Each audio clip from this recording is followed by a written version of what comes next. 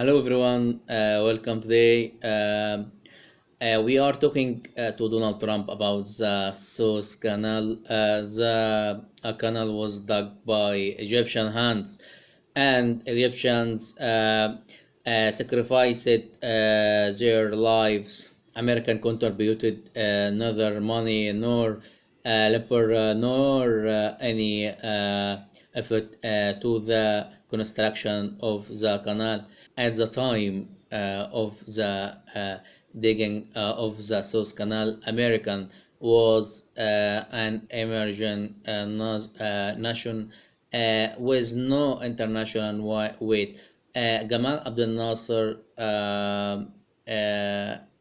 made it clear the Suez Canal belongs to Egypt. He did not say belongs to Egypt and American.